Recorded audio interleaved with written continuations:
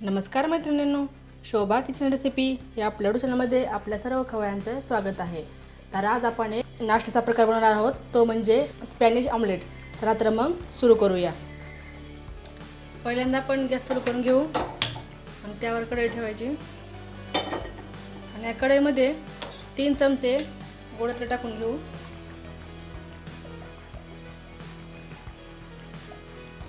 तेलामध्ये एक छोटा बटाटा वरची साल काढून धुवून बारीक तुकडे करून घेतले आहेत, हा त्यामध्ये टाकून घ्यायचा आणि आपल्याला हा बटाटा तळून घ्यायचा आहे। जास्त करपू द्यायचा नाही, तळून घ्यायचा आहे हलकासा। गॅस बारीकच ठेवायचा आहे। आता आपले बटाटे तळून झालेले आहेत, ताटामध्ये याला काढून घेऊ।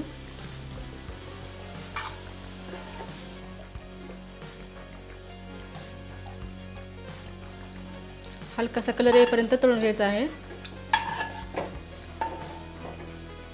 आता यामध्ये एक बारीक चिरलेला कांदा तळून घेऊ।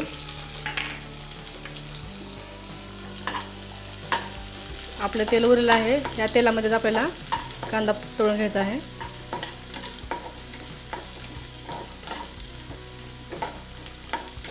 थोडंसं तेल परतून घ्यायचं आहे।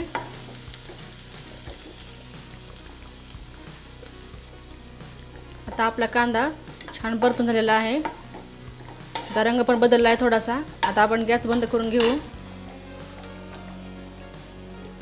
आता एक ताट घ्यायचे आहे, त्या ताटामध्ये 2 अंडी फोडून घ्यायची आहेत।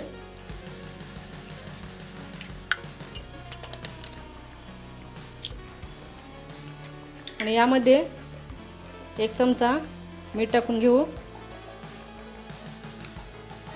हे अर्धा चमचा मिरीपूड आहे, ते टाकून घ्यायचे आहे। आता याला चांगलं फेटून घेऊ। खायला मस्त लागतं, जी चव पण वेगळीच लागते।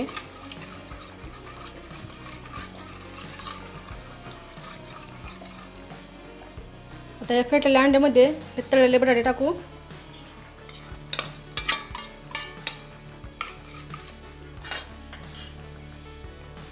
आता यामध्येच हा तळलेला कांदा टाकू आणि आता चांगलं मिक्स करू।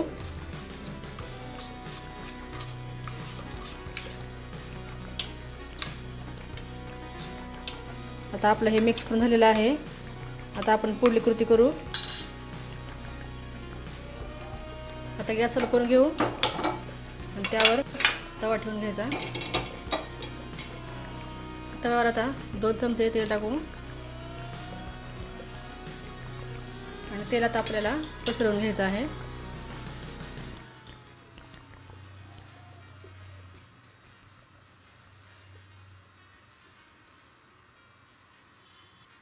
आता तवा गरम झाला आहे, या अंड्याचे बॅटर आता तव्यावर टाकून घेऊ।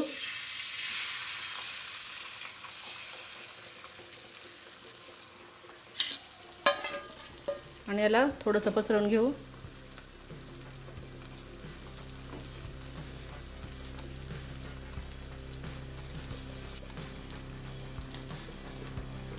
आणि आता थोडं शेकून घेऊया।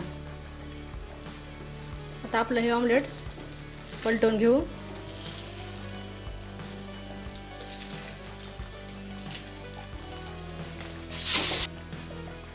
आता आपलं हे ऑमलेट एक बाजूकडून शेकून झालेलं आहे, दुसऱ्या बाजूने ह्याला चांगलं शेकून घेऊ। हे खायला एकदम मस्त लागतं, तुम्ही अशा प्रकारे जरूर करून बघा। गॅस थोडा मोठा करू।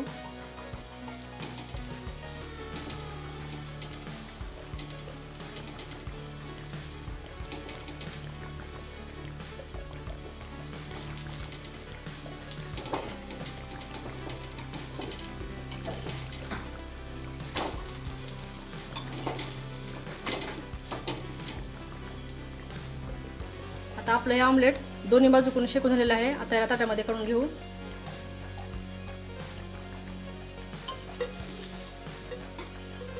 तर इथे आपला स्पॅनिश ऑमलेट तयार आहे। तुम्ही तो चपातीसोबत खाऊ शकता आणि तो तुम्ही नक्की करून बघा आणि कसा वाटला ते कमेंटमध्ये सांगा।